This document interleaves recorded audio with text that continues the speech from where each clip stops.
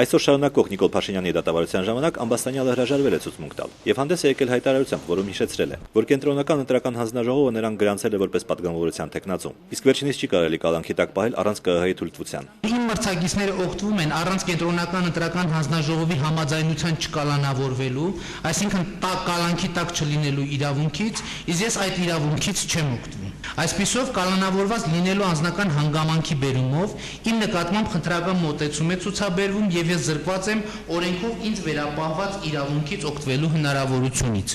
Պատգամավորության տեխնացու Նիկոլ Փաշինյանի վստահված անձ Դավիթ Մաթևոսյանը չի կարող ասել, արդյոք Փաշինյանին հնարավորություն կտրվի լիարժեք անցկացնել իր քարոզ արշավը։ Չգիտեմ ազատ կարծակեն թե ոչ,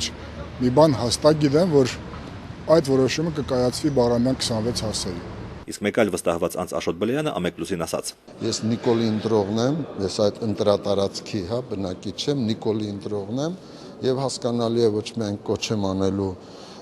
բոլորին քվեարկել պատգամավորության տեխնացու Նիկոլ Փաշինյանի օգտին, այլև փորձելու եմ ուրեմն մասնակցել քարոզ արշավին։ Սեյսմիկ պաշտպանության ազգային ծառայության պետ Ալվարո Անտոնյանը Ամեկլուսին հայտնել է, որ աղետի գոտում վերահսկողությունը շարունակվում է եւ մասնավորապես Գյումրիում սեյսմիկ ռիսկն այնքան էլ բարձր չէ։ Նույնը չի կարելի ասել Երևանի մասին, որը գտնվում է 8-9 բալանոց գոտում։ Սեյսմիկ վտանգն ավելանում է նաեւ նրանով, որ այստեղ շատ են բավականին խիտ կառուցված բարձրահարկ շենքերը։ Ցավոք սրտի այսօր շինարարությունը իրականացվում են մասնավոր կազմակերպությունների կողմից եւ շատ դեպքերում նրանք շրջանցում են օրենքը։ Նախագծի փորձաքննության ժամանակ չեն ներկայացնում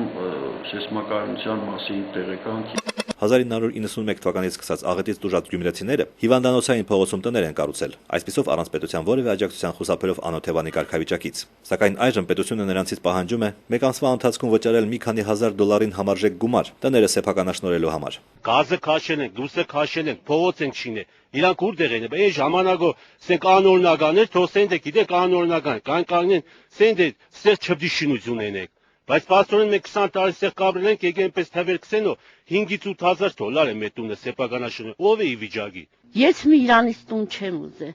Կուզեմ իմ այդ տարկած տունը սնձի մնա։